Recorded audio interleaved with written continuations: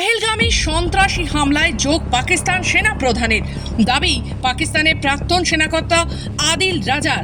পাকিস্তানের সাবেক সেনা কর্মকর্তা আদিল রাজা দাবি করেছেন যে পেহেলগামে ঘটে যাওয়া ভয়াবহ সন্ত্রাসী হামলাটি পাকিস্তান সেনাবাহিনীর প্রধান জেনারেল আসিম মুনিরের আদেশে সংগঠিত হয়েছে।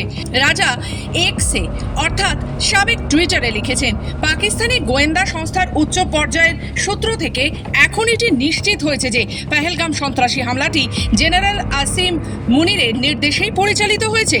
অথচ পুরো পাকিস্তান এ ব্যাপারে সম্পূর্ণ অজানা ও এই দুঃসাহসিকতার বিষয়ে কিছুই জানে না। আরেকটি পোস্টে তিনি লেখেন, পেহেলগাম সন্ত্রাসী হামলাটি ছিল ফ্যাসিস্ট আসিম মুনির এবং তার সামরিক সহযোগীদের একটি ব্যক্তিগত কার্যকলাপ যা তাদের স্বার্থ রক্ষার জন্য পরিচালিত হয়েছে।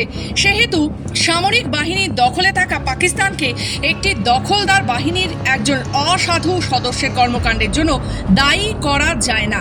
এই মন্তব্য এমন এক সময় এসেছে যখন পেহেলগামের হামলাকে কেন্দ্র করে পাকিস্তান আন্তর্জাতিক এবং আঞ্চলিকভাবে ব্যাপক সমালোচনার মুখে পড়েছে।